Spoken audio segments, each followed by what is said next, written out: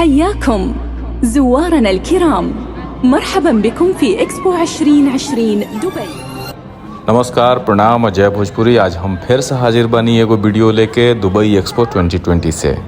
आज के जौन पेवेलियन हटे वो ओपन पेवेलियन मतलब खुला पेवेलियन के ये वीडियो है, जिसे वो सब देख सकता नहीं कि लोग अपना के बड़ा ही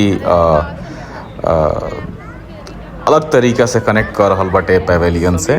तो ये पेवेलियन में रुआ सब बहुत सारा स्थानीय चीज़ देख रहल बनी, जौन की यूएई के चीज़ हटे, यूएई से जुड़ल चीज़ है, यूएई के इतिहास से जुड़ल चीज़ हटे। ये पेवेलियन है समीम पेवेलियन।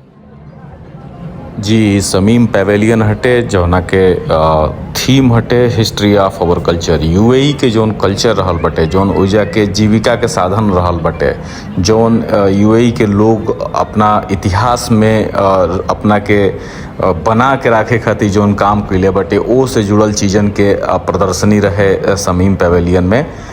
इरुआ सबके सामने ये वीडियो बाटे। समीम पेवेलियन ओपन पेवेलियन रहे, खुला में रहे। बड़ा लोग ये पेवेलियन से अपना के कनेक्ट कइले बाटे। तो वही चीज़न के लेके हम आज हाजिर बनी। रुआ सब देखी, बहुत सारा चीज़ में रुआ सबके ऐसा लागी जौन कि हमनी के भारतीय संस्कृति में भी रहल बाटे।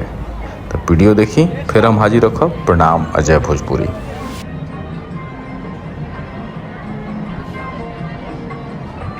टाट टाट